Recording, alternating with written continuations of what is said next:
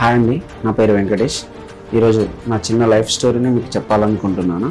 నేను చిన్నప్పటి నుంచి హైదరాబాద్లోనే ఉండేవాడిని. మా అమ్మ నాన్న ఊర్లో వ్యవసాయం చేస్తుంటారు. నాకు కుకింగ్ అంటే చాలా ఇష్టం.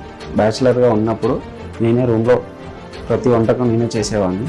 మా అమ్మగారు మా నాన్నగారు బియ్యం, కారం, పప్పు ధాన్యాలు పంపించేవారు. అప్పుడు అమ్మ ఊర్లో నుంచి పంపించిన మిర్చి పొడితో వంటకం చేస్తే అమ్మ చేసిన వంట తిన్న ఫీలింగ్ వచ్చిందిరా అన్నారు మా ఫ్రెండ్స్. మా అమ్మగారు పంపించిన కారపొడి కొన్ని రోజుల తర్వాత అయిపోయింది.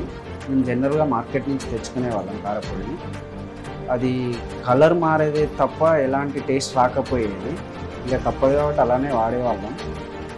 కొన్ని రోజుల తర్వాత మాకు ఒక చిన్న థాట్ వచ్చింది. మా అమ్మగారు పంపించిన అదే స్వచ్ఛమైన కారపొడిని అందరికీ అందుబాటులో అందించాలని అనుకున్నాం. ఆ ఒక్క ఆలోచనే ఈరోజు మా వెంకీస్ రెడ్ చిల్లీ పౌడర్గా మారింది. మా లక్ష్యం ఒకటే, ప్రతి ఇంటికి స్వచ్ఛమైన నాణ్యత కలిగి ఉన్న రెడ్ చిల్లీ పౌడర్ని అందించడమే.